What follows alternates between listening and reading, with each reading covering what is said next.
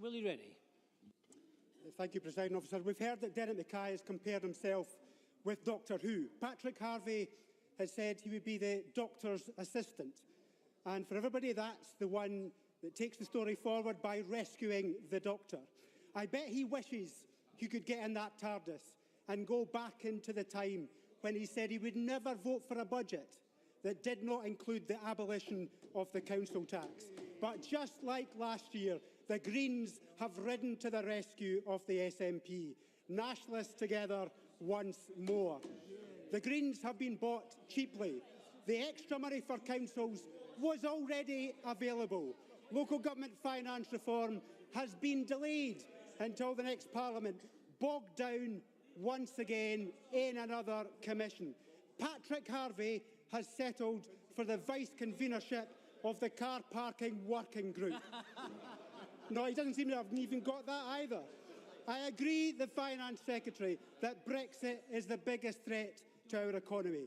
It could cost £2 billion in Scottish tax revenues by 2034, directly affecting our Scottish budget. The cost is high, and it will affect the most vulnerable the most. Years of pain, turmoil and turbulence. Some people in this chamber agree with me about the economic damage and pain, but have given up on that fight. But I feel a responsibility to do everything I can to prevent this. Just like I feel the responsibility to prevent independence. There are striking parallels between the claims of the Brexiteers and those who argue for independence. The Brexiteers predicted it would be easy, the opportunity would be great, the easiest negotiations in history.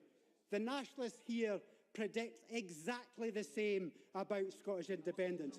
But we know, just like Brexit, the cost of breaking up the UK would be great, in fact, even greater.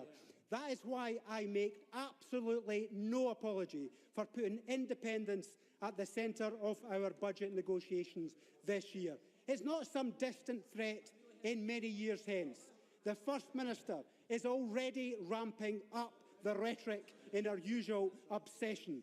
We made a generous offer to the Finance Secretary, end the government preparations for independence for the rest of this Parliament. A short cessation.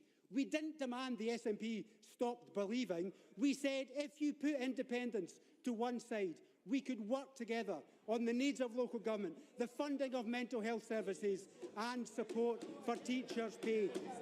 But he declined, preferring to put independence first, just like they always do. We will not support a Scottish Government that will use this budget as a stepping stone to independence and the economic damage that that would certainly bring. That does not prevent me from giving the Scottish Government some, I hope, helpful advice. The relationship between the Scottish Government and local government is not a good one and has got to change. The Scottish Government should not treat councils in the manner in which they say the UK Government treats them. Yet they play fast and loose with the budgets, demanding they do more, but failing to provide the funds necessary to cover those new responsibilities as well as their existing ones. Education is supposed to be the government's guiding mission. But right now, schools in my constituency in North East Fife are facing £500,000 of cuts. £500,000. And that is because this government has hammered local government budgets. No. We successfully harried the Scottish Government to invest in mental health services. But the government are now playing catch-up, and we remain unconvinced that the funds announced will feed through to real change quickly enough. Last year, we said that mental health spend should rise to £1.2 billion. But a year later, it's still £100 million short. That's £100 million that could go to the health professionals in the NHS, in schools and the police.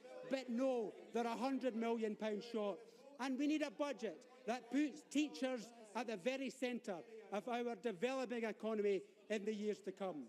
Liberal Democrats were the first to advocate the use of new income tax powers gained by the Scottish Parliament.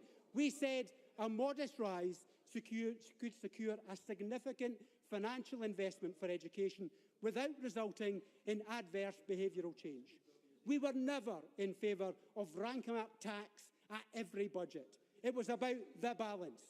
Everyone knows the SNP broke their 2016 election manifesto commitment on income tax. But thankfully, their manifesto was wrong. The progressive change that was implemented has not driven taxpayers out of the country, but it's a delicate balance.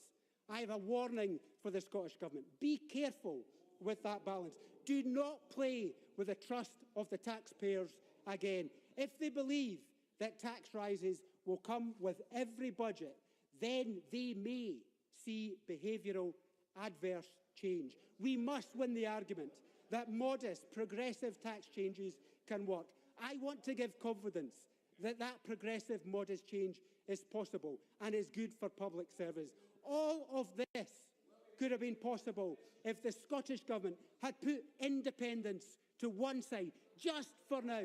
But the SNP's independence is more important than teachers' pay, than council funding and mental health. Well, we say absolutely no to that.